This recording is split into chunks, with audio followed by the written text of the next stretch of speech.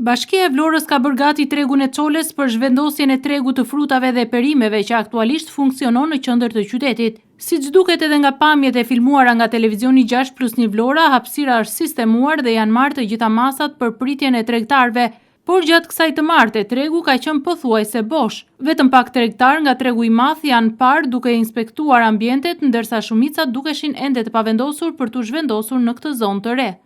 Tregtarët e tregu të madh, të cilët një pjesë e tyre do të zhvendoseshin në tregun e Çoles, ende nuk kanë mbritur këtu, ndërsa janë bërë gati edhe stendat ku ata të ushtrojnë aktivitetin. Në momentin që ne jemi duke realizuar vëzhgimin, ka tregtar të cilët në fakt vinë këtu për të parë ambientin, si kundër është tregtarja që ndiqni pas meje dhe që po fokusohet nga kamera në këto momente.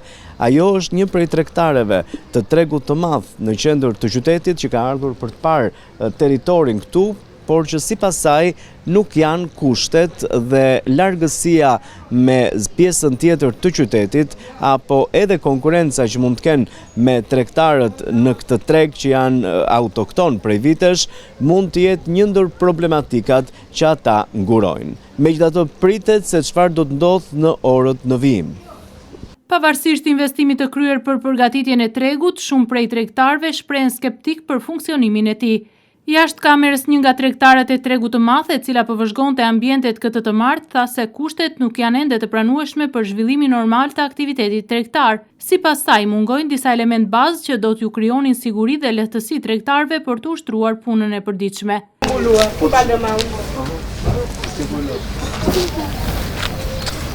Nga ana tjetër, edhe pse tregtarët prej kohësh ushtrojnë aktivitetin në tregun e Çoles, shprehen se kjo zonë nuk ofron mundësi të mjaftueshme për punë. Ata theksojnë se fuqia blerëse është e ulët dhe se klientët janë të paktë krahasuar me tregun në qendër të qytetit. Sipas tyre, zhvendosja e tregut të madh në këtë hapësirë do të vështirësonte edhe më shumë punën e tregtarëve, sidomos për ata që do të nisin aktivitetin nga e para. Tregtarët kërkojnë që përpara çdo vendimi përfundimtar të ketë më shumë konsultime dhe të merren masa konkrete për të garantuar kushte më të mira pune dhe për fluks më të madh klientësh. Ndërkohë ende nuk ka një afat të qartë se kur do të bëhet funksionale vendosja e plotë e tregut të frutave dhe perimeve drejt tregut të Çoles, pasi tregtarët nuk e kanë pranuar ende ofertën e Bashkisë së Vlorës.